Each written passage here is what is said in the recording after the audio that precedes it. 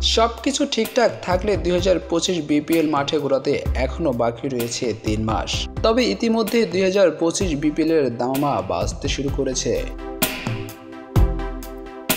প্যারাস ড্রাফটে রয়েছে আর অল্প কিছুদিন বাকি। তবে নিয়ম মেনে ফ্র্যাঞ্চাইজিগুলো সরাসরি দেশি এবং বিদেশি খেলোয়াড় দলে ফেরাতে পারবে।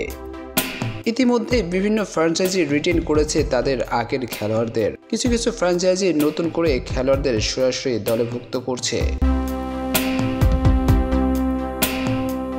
এবার গুঞ্জন উঠেছে অস্ট্রেলিয়ার হার্ড হিটার অলরাউন্ডার গ্লেন ম্যাক্সওয়েলকে দলে ফেরাতে পারে রংপুর। বরাবরই শক্তিশালী দল গড়ে থাকে উত্তরের দলটি। কিছুদিন আগে শেষ হয়েছে এসএ টি-20 প্লাস ড্রাফট।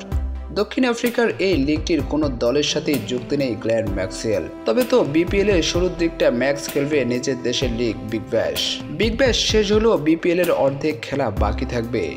সেই খেলাগুলো বিবেচনা করেই রংপুর রাইডার্স গ্লেন ম্যাক্সওয়েলকে দলে ফেরাতে পারে, এমনই গুঞ্জন শোনা যাচ্ছে বিপিএল পাড়ায়।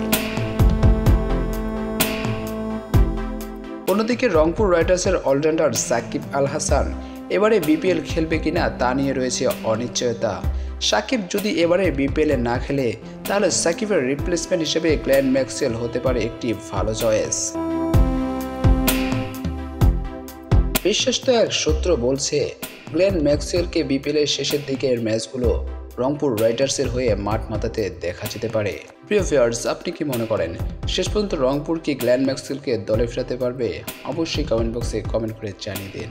ক্রিকেটের সমস্ত আপডেট সবার আগে পেতে সাবস্ক্রাইব করে রাখুন স্বপ্নতুরী স্পোর্টস ইউটিউব চ্যানেলটি। ধন্যবাদ। তানভীর ইসলাম তাহের, স্বপ্নতুরী স্পোর্টস।